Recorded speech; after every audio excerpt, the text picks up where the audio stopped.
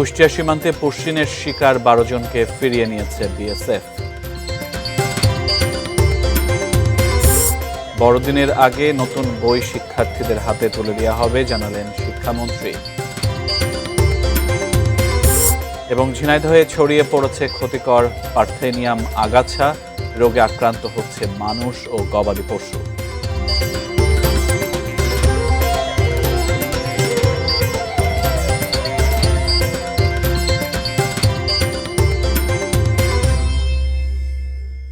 এটি নিউজ দেখছেন, আমন্ত্রণ জানাচ্ছি দেশের খবরে। আজ আপনাদের সাথে আছি আমি সিয়াম রেজওয়ান। এতক্ষণ নাসির সিনটেক্স গ্রুপের সৌজন্যে সংবাদ শিরোনামগুলো শুনছিলেন। এবারে বিস্তারিত। সীমান্তে থামছে না পুশ ইন। প্রায় প্রতিদিনই ভারত বাংলাদেশ সীমান্তের বিভিন্ন পয়েন্ট দিয়ে শিশু ও নারীসহ পুশ ইনের চেষ্টা চলছে। সম্প্রতি কুষ্টিয়ার দৌলতপুর সীমান্তে পুশ ইন চেষ্টার সময় বিজিবি ও স্থানীয় বাসিন্দাদের তীব্র প্রতিরোধের মুখে 12 জনকে নিজেদের ভূখণ্ডে ফিরিয়ে নিতে বাধ্য হয় বিএসএফ। আমাদের প্রতিনিধিদের পাঠানো তথ্য ছবিতে বিস্তারিত দেখুন ডেস্ক রিপোর্টে। বাচ্চা কাচ্চা নিয়ে টিকটি ভাবতেছেন, হয়তো আপনারা আমাদের একটা ব্যবস্থা করেন, আর নয়তো আমাকে যা করবেন আপনারা করেন, কিন্তু আমাদের জীবন আর সহ্য হচ্ছে না।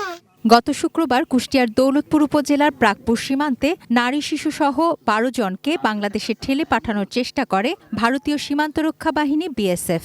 বিজিবি ও স্থানীয় বাসিন্দাদের প্রতিরোধে তা সফল হয়নি। যাও যে ইন্ডিয়া থেকে আসছো ইন্ডিয়া যাও। ওই 12 জন টানা 3 দিন শূন্যরেখায় মানবেতর অবস্থায় কাটান। সোমবার সকালে পতাকা বৈঠকে বিজিবির তীব্র প্রতিবাদ জানালে নিজেদের ভূখণ্ডে তাদের ফিরিয়ে নিতে বাধ্য হয় বিএসএফ। কুড়িগ্রামের রৌমারী সীমান্তে 9 জনকে পুশিনের ঘটনায় রোববার বিজিবি বিএসএফের জরুরি পতাকা বৈঠকেও কোনো সমাধান হয়নি। এখনও সীমান্তে শূন্যরেখায় অবস্থান করছেন নারী ও শিশুসহ ওই 9 জন। বিজিবি কর্মকর্তারা জানিয়েছেন, যথাযথ প্রক্রিয়া ছাড়া বাংলাদেশের ভূখণ্ডে কাউকে অনুপ্রবেশ করতে দেয়া হবে না। পরিস্থিতি মোকাবেলায় সীমান্তে সতর্ক অবস্থায় রয়েছে বিজিবি ও স্থানীয়রা। সাবধান, কোনোভাবে পুশিং করবেন না। সীমান্ত নিয়ে অনুপ্রবেশ ঠেকাতে মেহেরপুর সীমান্তে সর্বোচ্চ সতর্ক অবস্থানে রয়েছে বিজিবি। সীমান্তের বিভিন্ন পয়েন্টে বাড়ানো হয়েছে টহল ও নজরদারি। বিজিবির পাশাপাশি সীমান্তবর্তী এলাকায় সাধারণ মানুষও স্বেচ্ছায় প্রতি রাতে পাহারায় অংশ নিচ্ছেন। বিজিবিরা খুব অনেক চেষ্টা করে, কষ্ট করে সারা রাত। ওই যে তো ধরেন কোনো সময় ঘুম নেই, ওরা এক সাইডে থাকে, আমরা এক সাইডে ডিউটি করি। আমাদের বর্ডার ইনশাল্লাহ কোনো গ্যাঞ্জাম হয়ে গেল এখনো হয়নি, হবে না ইনশাল্লাহ। তুনাজিনা তনু, ডেস্ক রিপোর্ট, এটিএন নিউজ।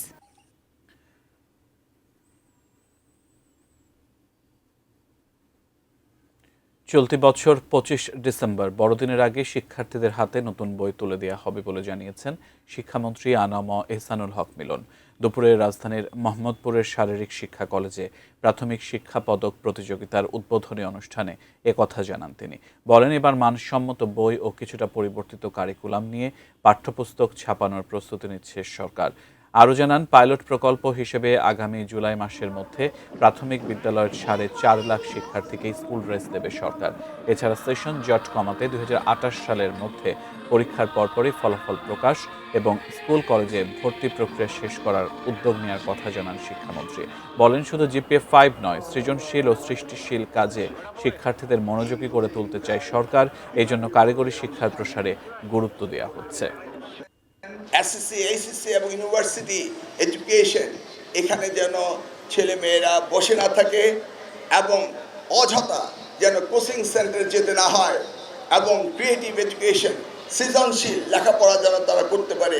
আশা করছি এই বছরে ডিসেম্বর অর্থাৎ বড়দিনের আগেই আমরা শিক্ষার্থীদের হাতে তাদের বই পৌঁছে দেব, এবং বইগুলি পরিমার্জিত বই এবং বইগুলোর কারিকুলাম অনেকটা পরিবর্তন হয়েছে, এবং ইনশাআল্লাহ 2028 সালে আমরা নতুনভাবে নতুন কারিকুলাম নিয়ে, নতুন সিলেবাস নিয়ে আমরা আসতে পারবো। বিশ্বকাপ ফুটবলের উন্মাদনায় বর্ণিল সাজে সেজে উঠেছে কুমিল্লার আদর্শনগর উপজেলার আড়াইওড়া এলাকার ফিফা মহল্লা। ফুটবল প্রেমী তরুণদের উদ্যোগে পুরো এলাকা জুড়ে সৃষ্টি হয়েছে উৎসব মুখর পরিবেশ। রাস্তার দুই পাশে আর্জেন্টিনা, ব্রাজিল সহ বিশ্বকাপের 48টি দেশের পতাকা টানিয়ে সাজানো হয়েছে পুরো মহল্লা। বিস্তারিত জানাতে কুমিল্লার আড়াইওড়া এলাকার ফিফা মহল্লা থেকে সরাসরি যুক্ত হচ্ছেন প্রতিনিধি হুমায়ুন কবির জীবন। হুমায়ুন কবির জীবন নিশ্চয়ই শুনতে পাচ্ছেন। ফিফা মহল্লার খবর আমাদেরকে জানাবেন বিস্তারিত। আপনাকে ধন্যবাদ জানাচ্ছি। সে সাথে যদি বিশ্বকাপ ফুটবলের যে উন্মাদনার বিষয় বলি, আসলে কুমিল্লা জুড়ে কিন্তু এই উন্মাদনা কিন্তু ছড়িয়ে পড়েছে। আমি এই মুহূর্তে আছি কুমিল্লার আদর্শ সদর উপজেলা আরোয়ারা মধ্যপাড়া এলাকায় এসেছি। এখানে 48টি দেশের পতাকা কিন্তু টাঙ্গানো হয়েছে রাস্তার দুই পাশে, এবং এই মধ্যপাড়ার গ্রামের মানুষরা কিন্তু অনেক বছর ধরে কিন্তু এই আয়োজন করে থাকেন, এবং তারা কিন্তু মিলেমিশে কিন্তু যারা ব্রাজিল, আর্জেন্টিনা, জার্মানি এবং স্পেন সব দলের সমর্থকরা এখানে আছেন, তারা কিন্তু ইতিমধ্যে এই এলাকায় সন্ধ্যার পর হলে তারা আড্ডা জমান এবং একে অপরের সাথে কৌশল বিনিময় করেন, আনন্দ উচ্ছ্বাস করেন। তো সব কিছু মিলে যদি বলি যে এই এলাকার মানুষজনের ভিতরে যে ফুটবলের যে আনন্দ সেটি কিন্তু ছড়িয়ে পড়েছে। এছাড়াও কিন্তু কুমিল্লা আদর্শ সদর উপজেলার বাহিরেও কিন্তু এলাকার বিভিন্ন উপজেলাও কিন্তু বিভিন্ন জায়গায় আমরা দেখেছি যে মোটরসাইকেল মিছিল, সে সাথে বিভিন্ন দেওয়ালেও কিন্তু বিভিন্ন দেশের পতাকা টাঙ্গানো হয়েছে। তো সব কিছু মিলে যদি বলি যে এই এলাকায় আপনারা 48টি দেশের পতাকা টাঙ্গিয়েছেন, আপনার সাথে একটু কথা বলতে চাচ্ছিলাম। সংক্ষেপে বলবেন যে আসলে ফুটবলের উন্মাদনা কেমন উপভোগ করছেন? Thank you. আসলে শুধু ফুটবল না, আপনি আমাদের যে গ্রাম আড়াইওরা, আমরা টোটাল একটা স্পোর্টস লাভার ভিলেজ আপনি বলতে পারেন। যে কোনো খেলাধুলায় আমরা খুব ভালোভাবে অংশগ্রহণ করি, খেলি এবং ব্যাপারটা এনজয় করি। আর যেহেতু 4 বছর পর পর ফুটবল একটা বিশ্বকাপ আসে, সেই হিসেবে আমাদের উন্মাদনাটা একটু বেশি থাকে। আর আমাদের ছেলেবেলেরা, আমাদের যারা দেশ বিদেশে বড় ভাইরা আসে, বলতে পারেন এটা একটা জেনারেশন ওয়াইজ। আমাদের আগে আমাদের বড় ভাইরা এইসব খেলাধুলা আমাদেরকে, আমরা ছোটো ছিলাম, তারা আমাদেরকে নিয়ে দেখতো, উৎসাহ। ধন্যবাদ আপনাকে। শুনছিলেন যে আসলে যারা এখানে ব্রাজিল এবং আর্জেন্টিনা সমর্থক রয়েছেন, তারা কিন্তু বলছেন তাদের যে আসলে বিশ্বকাপ ফুটবলের যে উন্মাদনা সেই অনুভূতি প্রকাশ করছেন, এবং সে সাথে কিন্তু তারা আনন্দ উল্লাসে প্রতিদিনই খেলা উপভোগ করছেন। তো সব কিছু মিলে আসলে কুমিল্লা জেলা জুড়েই এই বিশ্বকাপ ফুটবলের উন্মাদনা ইতিমধ্যে ছড়িয়ে পড়েছে এবং আনন্দ চলছে। তো এই ছিল কুমিল্লা থেকে আমার কাছ থেকে সর্বশেষ সিয়াম। হুমায়ুন কবির জীবন, ধন্যবাদ আপনাকে। ফিফা মহল্লার খবর আমাদেরকে জানাচ্ছিলেন কুমিল্লা থেকে প্রতিনিধি হুমায়ুন কবির জীবন। আপনারা দেশের খবর দেখছেন। সময় হলো বিরতিতে যাবার, ফিরে অন্যান্য খবরের সাথে আরও যা থাকছে। ঋণের টাকা না দিতে চট্টগ্রামে মা মেয়েকে হত্যা, ঘাতক গ্রেফতার। রাশিয়ায় ড্রোন হামলায় নিহত জামালপুরের মফিজকে প্রতারণার মাধ্যমে যুদ্ধক্ষেত্রে পাঠানোর অভিযোগ।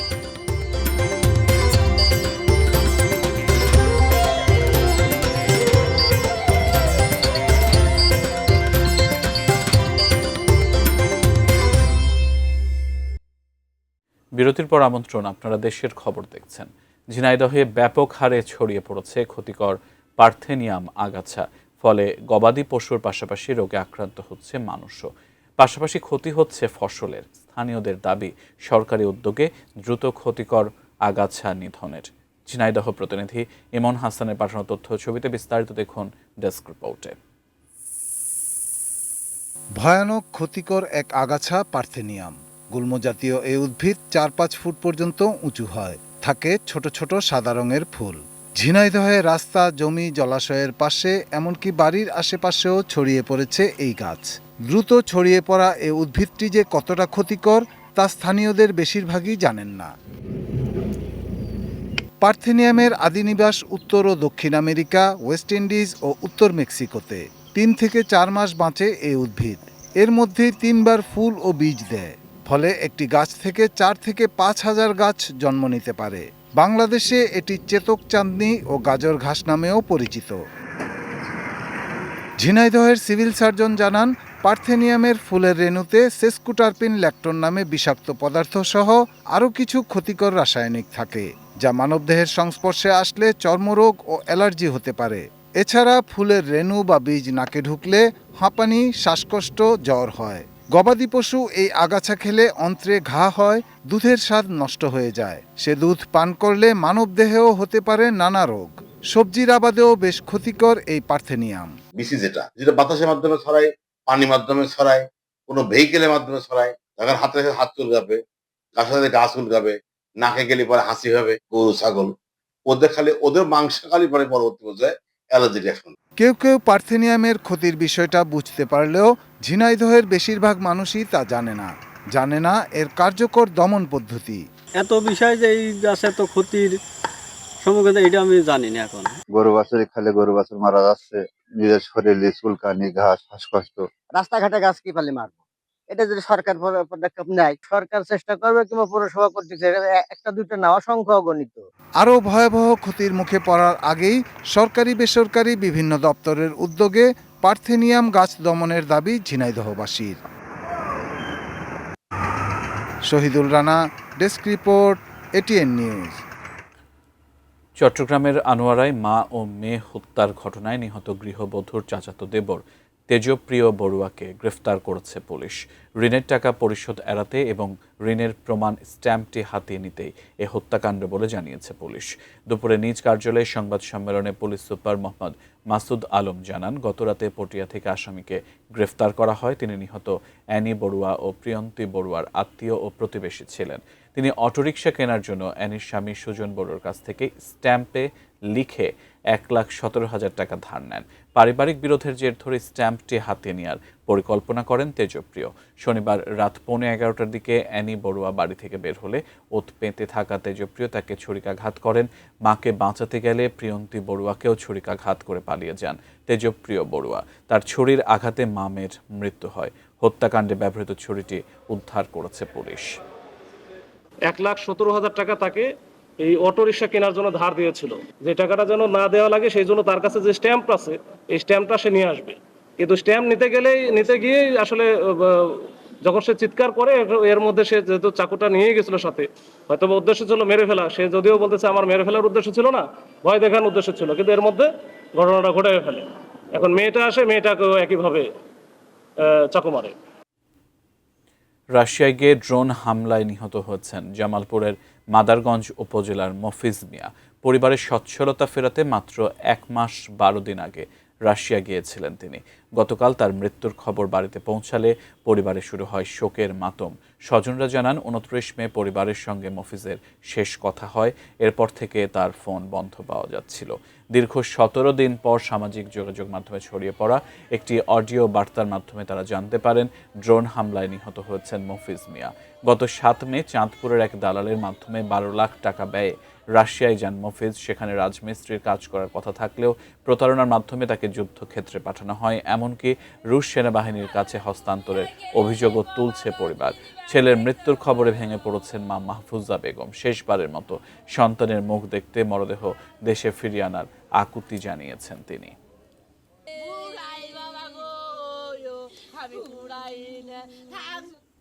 যশোরের শার্শায় সংঘবদ্ধ ধর্ষণ মামলার 3 আসামিকে মামলা দায়েরের 2 ঘন্টার মধ্যে গ্রেফতার করেছে পুলিশ।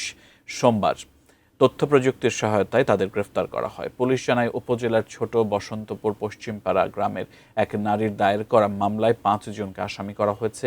অভিযোগে বলা হয়, গত 12 জুন গভীর রাতে ঘরের বাইরে বের হলে কয়েকজন তাকে জোর করে তুলে নিয়ে যায়। পরে তাকে নির্জন স্থানে নিয়ে পালাক্রমে ধর্ষণ করা হয়।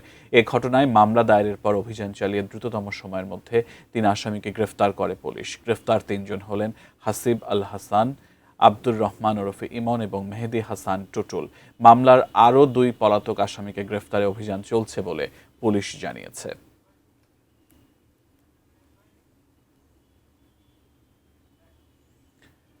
দেশের খবর দেখছেন, বিরতির পর ফিরছে আরো খবরাখবর নিয়ে, সঙ্গেই থাকুন।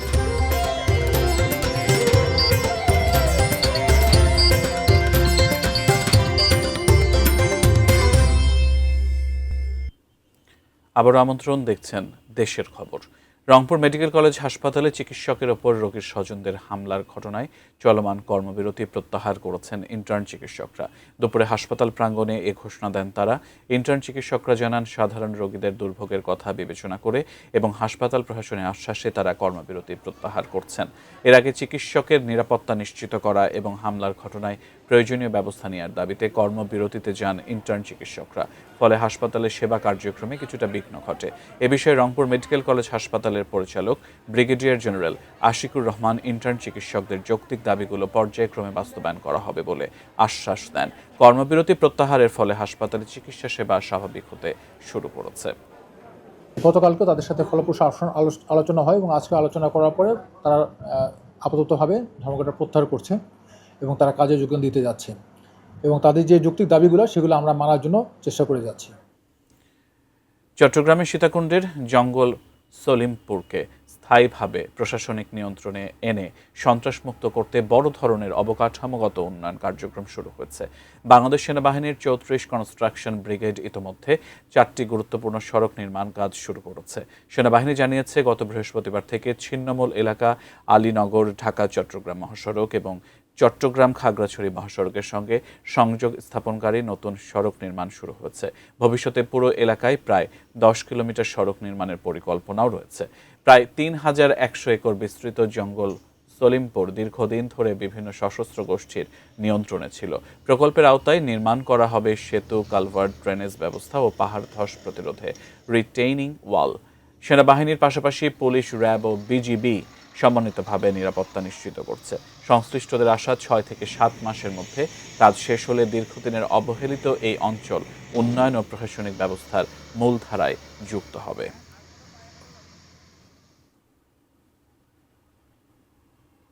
শেষ করব দেশের খবর, তবে তার আগে এক নজরে নাসির সিনটেক্স গ্রুপের সৌজন্যে সংবাদ শিরোনামগুলো জানিয়ে দেব আরেকবার।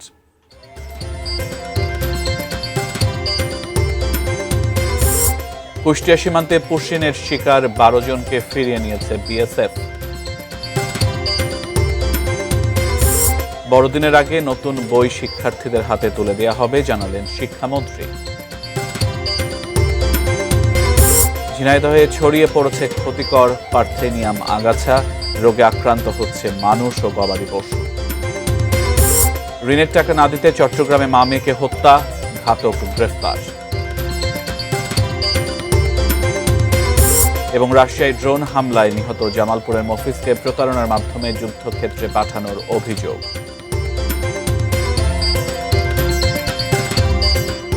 দেশের খবর ছিল পর্যন্ত। এতক্ষণ সাথে থাকার জন্য ধন্যবাদ সবাইকে।